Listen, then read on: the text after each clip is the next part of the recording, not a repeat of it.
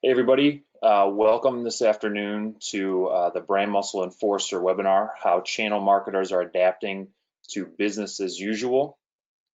I got my partner in crime here, Jay McBain. Before we do an introduction, just quick basics for everybody. Check the computer sound, it's VoIP only, phone lines will be muted for all the attendees. If you got any questions, feel free to put them in the question panel. Jay and I will be monitoring those and answer as many as we can throughout the course of the presentation. But let's get started.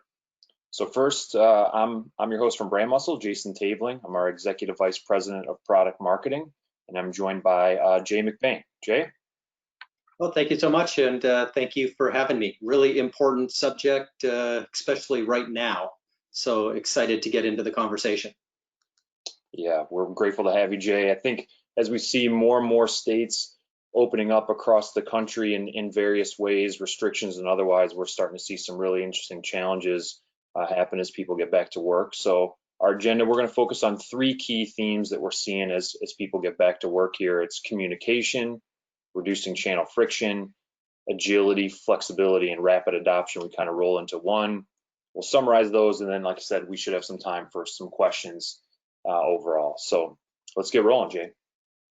Sounds so first, great. I wanted to just kind of bring this up, right? We hope everybody is safe and sound, that your businesses are performing as best they can in these situations. I think we've seen a couple things, different verticals impacted in a lot of boom or bust fashion, right? You're seeing some of these in green on these weekly indexes, some in deep red like airports or movie theaters, but we've all been impacted this in major ways. Lots of companies are putting out lots more data. This is a numerator or an Adomo economy tracker to help give people a sense of what's going on in the marketplace and share data, but it's all impacted us in different ways. And we'll share some of the ways that it's been common, we think, across all of us as we go through this. So let's start with the first one. First is communication. Communication we see as speed to market, quick changes that are necessary, and really an increase of communication flow from brands. So Jay, why don't you start off by saying what we've seen a little bit on your end? Yeah, absolutely. I'll echo it's a tale of two cities, but I think it's a tale of many cities in terms of the return to work and, kind of the return to, I don't think will be a normal, but maybe the return to the new normal. There's different elements. You talked about the different sub-industries and how their effect is different across the major industries.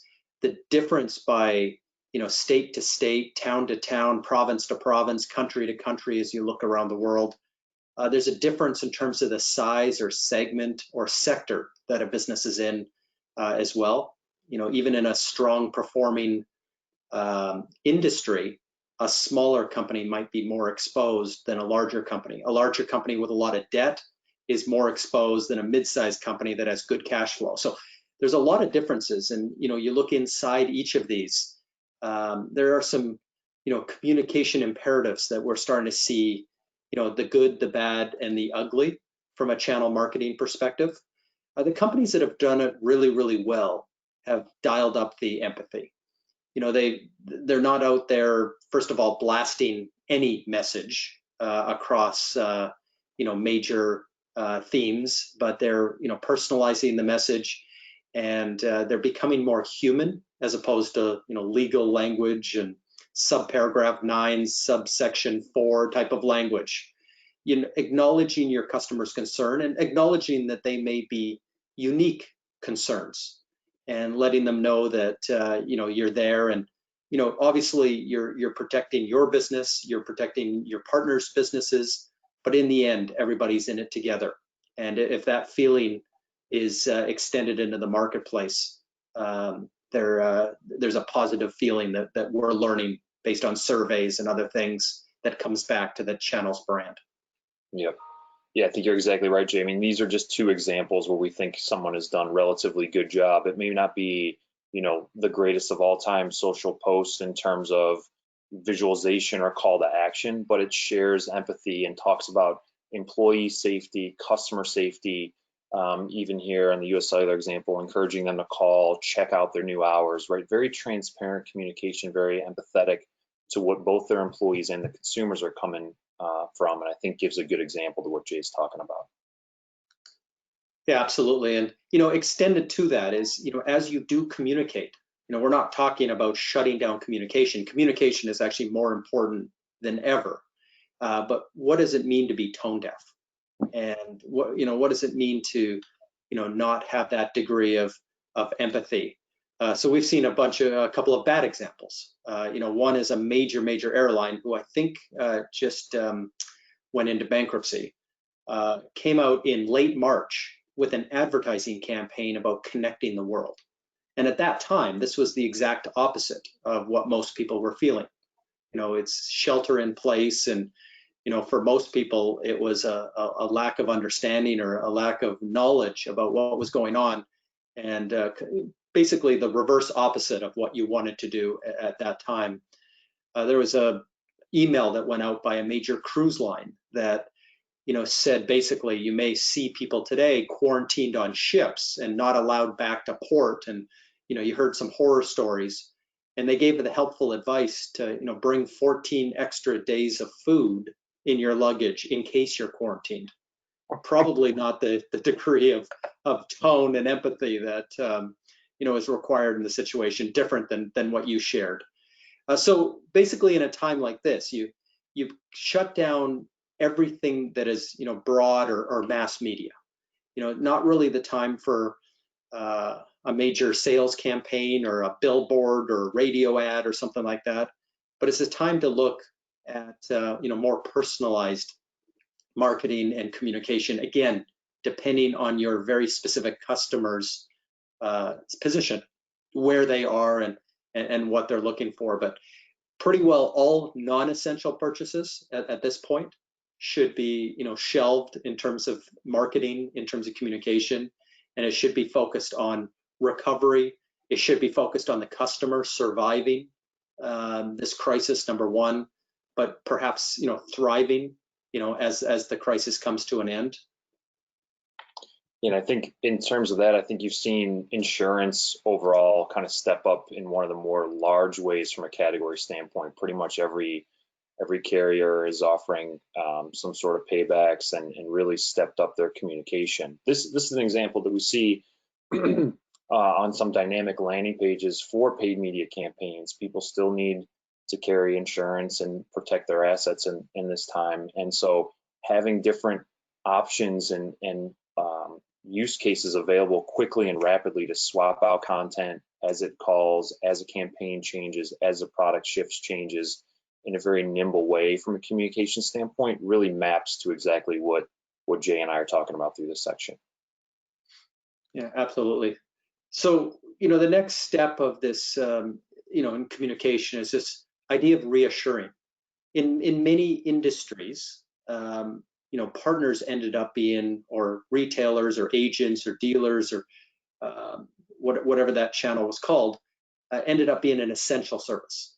So a lot of the communication has to reassure, the health and safety of not only their own employees, but those customers, if they are requiring, visits or any, kind of contact, the hygiene levels and things like that. So this is, a good imperative to overemphasize the changes that you've made to your processes, the changes you've made to your own organization, obviously for the health and safety of your own members, as well as your customers and everyone else in the community. So it really important to drive that home. Another one is, given that every single customer is perhaps in a different place, psychologically and obviously, where they are and some of the vectors that I talked about, this is not the time for, reading out the letter of the law. There's examples of, for example, refunds or change fees or, different scenarios that we're going through here. And while protecting your business and protecting your partner's business, but if there's a way to relax some of the rules and regulations, maybe relax some of these cancellation things and give customers the ability to furlough the business, for example, if it's a service-based business. But again, doing it at a very specific, focused level. It's not a broad-based sweep of no cancellation fees, but understanding the situation that your customer's in and basically leaning in. And it's all about your brand. So it's this idea of, who are the ones that really rolled up their sleeves and helped us through this? And who are the ones, like $100 cancellation fee could, cancel that customer's business forever, long term, as we get into recovery. So really, really important to be there. So the next one is interesting, is we're in a different situation, and we've never been in this situation in our lifetimes. Our parents haven't been, in this situation in their lifetimes. So this idea of a new, remote topology, a new remoteness where, people are working at home. We were talking before the call about some companies making permanent type of work from home environments, and perhaps a different future of work that comes from this. So how do you think about your customers? How can they do their jobs better, depending on the industry again, and how are they going to shop, from here on in, and how are they going to transact, and how are they going to, really their personal and professional lives? There's a network effect here, though. Bringing people together, perhaps in a more digital way, could be the job of the vendor or the manufacturer or the distributor or others in that supply chain. So this idea, if you're working from home and getting access in more digital ways from some of the people that may have been extended from you in the past, or may have been offered up to you in an office environment that you don't get in remote work. So having that ability to build these networks, these social networks together, it doesn't mean it's on a social networking tool. It could be on a GoToMeeting, a Zoom, a WebEx, a Microsoft Teams. It doesn't matter the platform, but being able to make those connections, being able to build these micro communities is really important at a time like this to, again, allow people to succeed at work and obviously succeed personally as well. Yeah, I think even something I think at BrandMuscle I've been happy that we've done. We've have our director of learning organizational development having webinars about how to deal with stress, how to work from home, best practices to communicate and engage with other people that have really provided some helpful tips on how to engage. And I think this point here is we've even seen our customers and brands provide more training for their channel partners. So really in these examples, these are two tip of the month emails that went out, as simple as emails. Read them whenever you have the time on how to deal with this. What are the best practice changes for your Google My Business to keep your hours updated and take advantage of some of Google's changes in their policy, or how to be empathetic when you're posting in social, and providing these sort of training tips that hopefully will carry through. We've been forced in many cases, Jay, I think we've seen to take leaps that haven't been taken to this point, and maybe drag your feet a little bit more. And I think we've seen a lot more training and empathy come from our clients' brands as well. Yeah, absolutely. And again, part of this new future of work is, this chance to build skills at this moment. And, yep. For me personally, spending less time on an airplane and through airports and stuff, I do have, different 30-minute chunks during the week that I would have never had before to listen to a podcast or to dig into a webinar like this, or to, read an ebook and things like that. So making sure that the content and the messaging and the platforms are there to help your customers as well is very important. So what's interesting that's coming out of this, and we're hearing feedback from customers, is the level of agility. So in a lot of cases, channel marketing was something that you really, plan for a year ahead of time, and then each quarter, kind of set up the themes and really set up the platform like BrandMuscle. You kind of set it and forget it, in terms of the campaigns.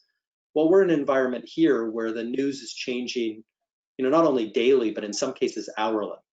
And again, with all of those different permutations of, customers in very different levels of, distress, perhaps, with this new environment, you have to have a very agile, channel marketing stance. And it's not set it and forget it, but it's very much personalized, and it's very much, ready to be changed, at a moment's notice, given different information, and as this progresses, into the second phase, into the third phase, you're going to watch this very, very closely. The same kind of agile programming that we do in technology, where you have these scrums, daily scrums, you have these stand-ups, you have these ongoing activities that bring people together. Same goes for marketing now in terms of that level of agility. Yeah, we've been talking about agility and what's forcing us into it. I mean, these are just some of the basic stats we've seen so far, right? Facebook stocks at an all-time high. The time spent on Facebook is through it every single day. If you've checked your own, given your weekly device settings, screen time that Apple will send you, they're probably all up for all of us. And we're seeing Spotify and everybody else say every day is like a weekend, or every day is like Black Friday, forcing these changes. And we're seeing, these types of stats, page views, video streaming, all this sort of stuff, really pushing us into that phase and requiring it both consumer and business wise. Yeah, absolutely. And really, it comes down to this, being agile, but listening and responding, being more responsive than ever before goes along with being agile. Really, the North Star here, the most important thing is your brand, your partner's brand, long term. So the moves you made really on being relaxed in terms of some of the legal language and perhaps helping customers either financially or in some other way, all of this is going to come back in a positive way. Those companies that don't do this well, we gave a couple of examples earlier, may have some long-term brand damage that comes out of this. So if you use this in every decision you need to make and every communication that you need to make and everything else, if you use this as your North Star, regardless of how this shapes up, you should come out of it in good shape. And this is one of the most important things, is we have a lot of communication vehicles. When you think of marketing and advertising and communication and go across the gamut, there's probably a dozen different sources or places that you touch customers. So if you have a phone conversation with them and you have the right level of empathy and the right tone and everything else, and a really strong communication through the phone, but then they come to your website and you're selling a discretionary item for 10% off and sale ends tonight at midnight and things like that, it's not going to be consistent. If you have that great phone conversation with someone and then they go on social media and see one of your employees just made a big political rant, that's not going to have the same tone. If they come and you have a chat bot on your computer, for example, that responds, those should be shut down. So all of these things, if they phone into your help desk and your person's overworked, they're frustrated, they yell at the customer, that's going to be a different experience. So one of the most difficult things here is to look at these dozen or so channels and make sure that they're all consistent. That same level of empathy and tone and everything else stretches right across the organization.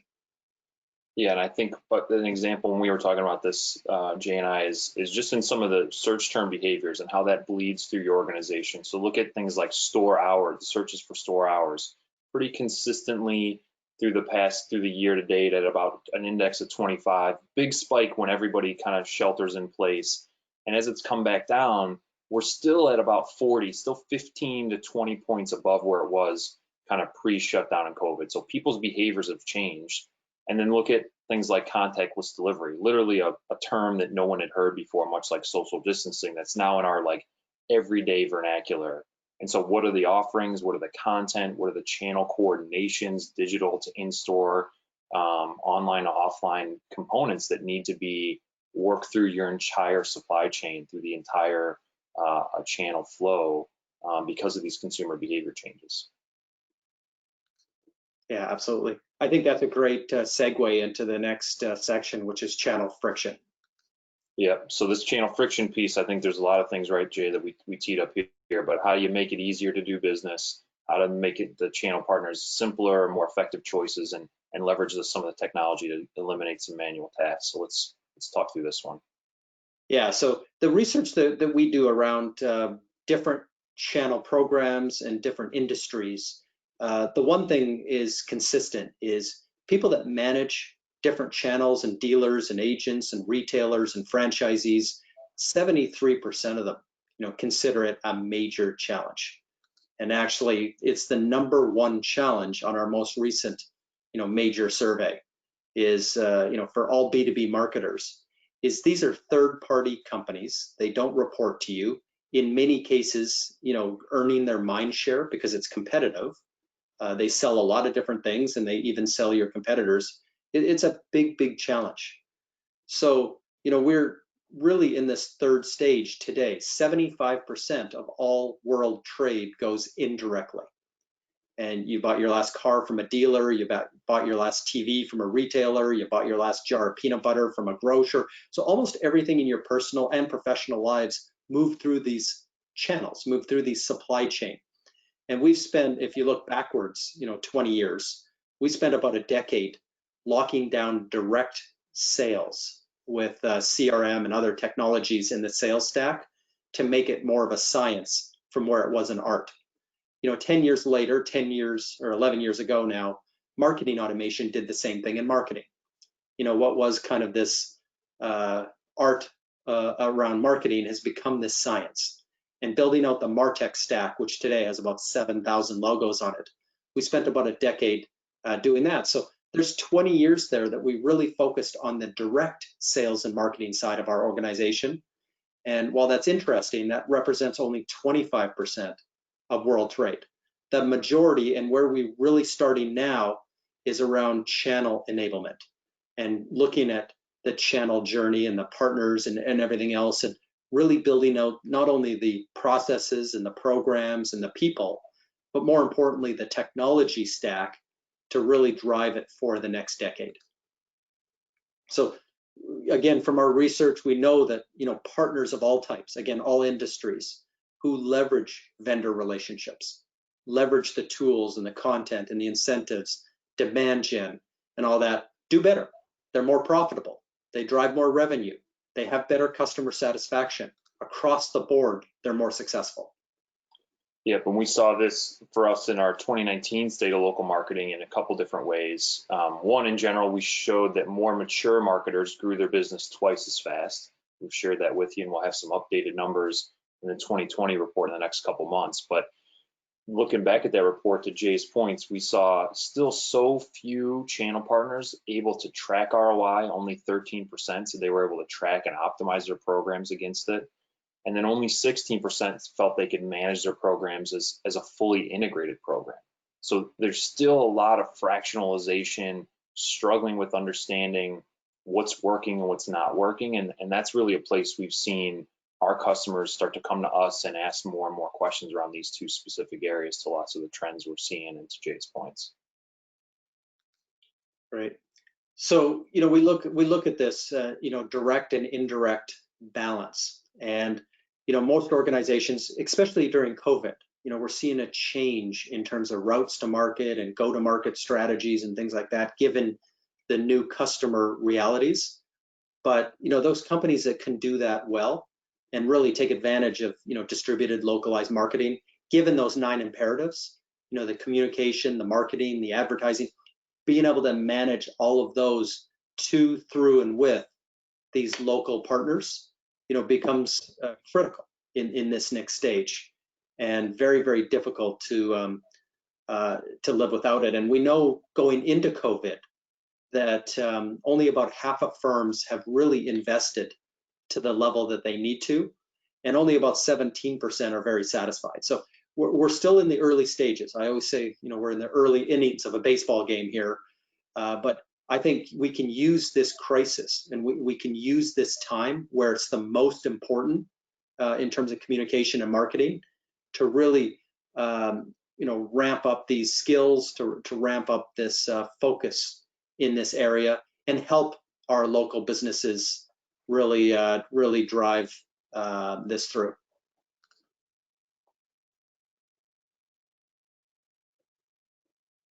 So the third stage in sales and marketing is really anchored around the channel. It's anchored around partners, and again, dealers, retailers, agents, whatever they are by industry. And through channel marketing automation will not only help through the second stage and third stage of this crisis, but long term as well. And we're seeing a number.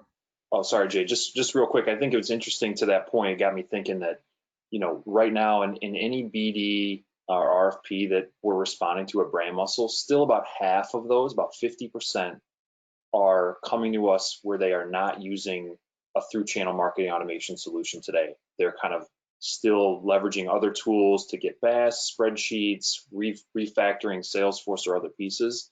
That I think kind of goes right to what you're saying, Jay. There's still a lot of opportunity for growth in this space, and for us as a business as well as our customers to support the channels better. So, sorry to interrupt, sir. Oh, absolutely. That's it's exactly what we're seeing as well. As we survey around the world, and there are opportunities on the back end of this as well. And some of these are technology based. So, for example, this was a very human focused crisis with everyone that are white collar workers moving to home based environments, changing the topology. Companies are looking at automation differently. Automation of workflows and processes and business logic. And humans tend to build processes where they're in the middle of. They're the gate in the middle of it. So what they're doing is looking to build processes where humans run parallel to the process as opposed to inside the process. So there's opportunities there in terms of automation. Well, and that's a place we've seen a ton of discussion recently. Whether it be integration with home equity or mortgage rate tables into our brand management templates so that they're automatically pulling rates as they fluctuate so frequently, taking humans out from having to send us rate updates or pulling some SFTP file. Adobe Experience Manager, translations and content real time. And then what I think is one of the more impactful ones is a direct automation with customer files from a LiveRamp or a Newstar, where we saw a 23% increase in conversion rate, 14% reduction in cost per lead, just from excluding current customers, not wasteful advertising on folks who are already customers that from your CRM list. So leveraging that data in real-time marketplaces has helped perform business results, exactly to what Jay's talking about. Well, that's great. Really, second, again, from a technology perspective, we see clients accelerating their movement to cloud. And I'll say that the cloud has been moving extremely fast to start with. If you look at the big providers like Azure from Microsoft grew 59% year over year. AWS grew 54, Google grew 51, and this was before COVID. And we're seeing customers really extend and expand their cloud. So you look at SaaS platforms like BrandMuscle, you look at the big companies like Salesforce and Workday and ServiceNow and Marketo and NetSuite, they're all growing by 30% year over year. So it's strong growth and only going to get stronger as we're going through this new environment. Third is that this new environment also creates a different topology. It creates a different set of threat vectors. So around security and risk and redundancy and continuity changes given these new environments. And then finally, companies in all industries, again, back to that first chart, are affected differently, but not only are they looking to survive, this is consulting around cash flow and consulting around what technology investments and what other types of investments they can make. But really that survival mode moves into how can they thrive? If you look back to previous recessions like 2008, if you look at 2001, if you look at previous recessions, many companies came out of them stronger because they made key investments, for example, in channel marketing, and they came out of it stronger than their competitors did. So this ability to help clients with what those moves are is really important at this time. So they don't only survive, but they thrive on the back end of this. And then finally, there's this new commitment to customer experience, understanding, again, everything that we've talked about in this webinar so far, and really driving it in this new digital environment. Employee experience, looking inward, and then to new routes to market, go to market around e-commerce, web direct, marketplaces. This is where the other opportunities are as we go into the summer, is to really help clients in these areas and really drive it forward. So I think that, again, segues into agility, flexibility, and rapid adoption. Yeah, it absolutely does. I mean, I feel like all three of these things are so closely intertwined, it's really even difficult to segment them out into three structures because they're so intertwined with one another. But really, this one we want to focus on getting channel partners up and running quickly, helping those partners become nimble so they can take the results that they're seeing or changes the marketplace and put them in action quickly. Yeah, absolutely. So we're seeing in every industry this idea of new ecosystems and new partner types, new ways to market. And again, this crisis has accelerated a lot of these ideas. I want to give a kind of an example that's far from normal, but this idea of a forklift manufacturer who has been building forklifts for decades. They have a dealer channel that's well established, and the buyer and everything else has been pretty well established in this industry until this manufacturer put an Internet of Things device on each forklift that measures how much it lifts, which is pretty well all a forklift does is lift stuff, but also the GPS of where it is, how fast it's going, the temperature, the humidity. In fact, it actually sends 1,000 data points per second to the builder, to the architect, to the construction company, to the ecosystem. And this is less of a forklift manufacturer now and more of a technology company. And they're looking to build, bigger, better, faster, cheaper buildings, given this new technology integration. And, they may look more like a Tesla that happens to be a technology company who builds cars on the side. Now you've got a technology company here driving the future of the construction industry who happens to build forklifts on the side. That's the difference between ecosystems. And Accenture actually did a really interesting survey globally of CEOs in every industry, board members, and 76% of them think that their current business model, and this was before COVID, think that their current business model will be unrecognizable in 5 years, completely being disrupted. And ecosystems are the main change agent behind that. So it's really changing how companies go to market. It changes who's in the influence chain in their products, who does the transaction. And then because most businesses are converting to subscription, recurring revenue, it becomes important to renew that client's trust every 30 days forever. So there's a new retention channel. Who are the people in there that are driving more adoption of your product? More adoption means better retention, better renewals. Who's in there driving integration of your product in other products so that yours becomes more sticky and less easy to unplug or to yank out? And then number 3, who's driving the upsell and cross-sell over time?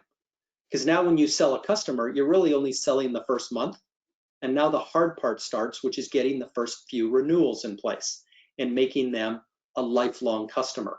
So this is a new ecosystem approach to partnering that's different than perhaps just focusing on a dealer channel that you have in the past.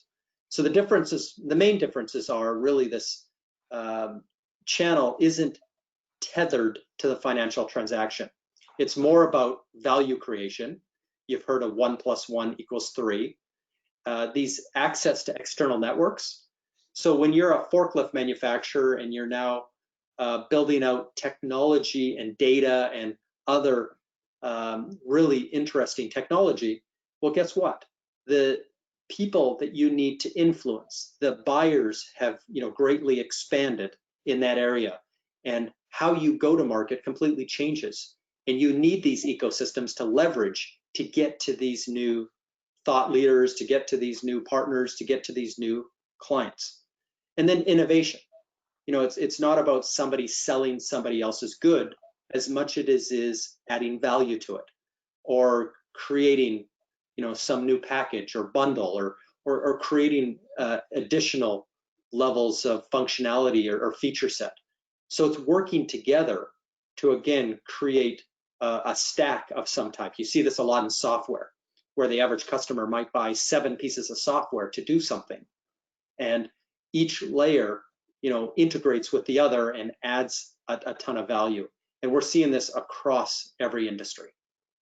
Yeah, so I mean, that point is we were talking, Jay, for everybody listening, this is a good example for us, right? We recognize at BrandMuscle that we have to be able to extract value for our customers, not just from the work we do, but how we can do that within the ecosystem of all these contributors. So for us, this is just an example workflow, running some media campaigns, right? So you might have the media planning and buying being done from us. We might leverage the CRM lookalike models or exclusion campaigns with a CRM provider like Newstar or LiveRamp. Feed that into the ecosystems of paid media channels like a Google or Facebook. Come back to us in our own dynamic landing page environment. Send those leads out to the lead management platform, and then bring it back for analytics and insights reporting. All those things are extracting value from one another, and making the end product, both for the consumer, the channel, and the corporate brand, we feel like a lot stronger. And I think validates the points that Jay's bringing across. And there's lots of other examples of this, but I think this is the most poignant one for us. Okay, so to all levels of the ecosystem, and it's not just the vendor, it's not the manufacturer, it's not the distributor, wholesaler anymore. It's all levels of the ecosystem need to align and sell, through to and with each other, and connecting the dots and connecting that around the customer is really important. So, we just published, we are publishing actually, this is a little bit of a sneak peek of what we call a tech tide, which is where customers are really leaning in on the channel software side into new technologies, what's important, what's mature, where things are moving. And we see that through channel marketing, as well as partner management and a few other things, are absolutely critical to maintain in an environment. Earlier, I said that only about half of customers are doing it, and Jason also mentioned that that's happening. So it's interesting that there's a big opportunity there as well for many organizations to really build out that capability in their world. On the experimental side, a lot about data inside ecosystems and feeding these decisions, feeding the channel marketing. And then ecosystem management, as no surprise, is a place to experiment in terms of who all these different connections are, this Venn diagram of overlapping influencers to your customer, and what that means for your partnership future. So a lot of really exciting and interesting things going on in this space. And we think that this is going to continue to accelerate as we end off 2020 and then move into 2021. Yeah. Well, I think in terms of even acceleration, we just got a question in that I think is perfectly timed for this slide too. So I'm going to read the question and cover the talking points I wanted here, Jay. So the question came in, it says, in terms of marketing types, would you say radio, TV, digital, direct mail are the most popular now? How about events? Do you see people doing online events? The demographic we aim is towards rural areas, so just wondering what you'd advise. And I think that ties right to this slide, right? We're seeing companies, specifically the example here, focuses primarily in rural areas. For years, they've been discussing how much is digital, how much is traditional. Prior to COVID, it was about 50-50. They have not changed their total top line marketing budget, and they have gone to 100% digital, 0 traditional. And I'm not sure what it'll come back to, but it'll never be 50-50 again. They've increased the timing of their planning. They used to plan only twice a year. They're now planning and checking in monthly, because they know that they can make a lot more agile changes with the digital media that they're doing. So digital provides you real-time creative changes. Should an event happen, you can swap it out instantaneously. There's no long-term fixed commitments. You get a lot more data measurement and targeting capabilities that we're seeing. The only other thing I think we're seeing, like direct mail is still relatively popular. That we're seeing a big shift to digital direct mail, where you can draw dynamically geofences around the same audience of addresses you'd upload and target those folks digitally. Events, I think that's called out in this question, are still a real struggle. Obviously, all in-person events are off the table for a while here. And online events, we're seeing people dabble and try more things, but there's not a established best practice yet, as there is established best practices with digital. Yeah, absolutely. And I see a lot across industry and things like that. Events is a huge business. And keep in mind that, media companies that are industry based, as the move went away from traditional advertising, many of them make their money on the event, to keep running the magazine or to keep running the media company. And now with events drying up, this is the kind of the worst of all worlds. But also look at associations. Many associations they don't make their money on member dues, they make them on the big event. So if there is a new future of work and that involves less events and more digital, you may see a lot of these associations, peer groups, thought leaders, media organizations that support each different industry, struggle, and they're going to have to pivot to a new business model to be able to keep going. So a lot of changes happening inside each of these industries and sub-industries as well.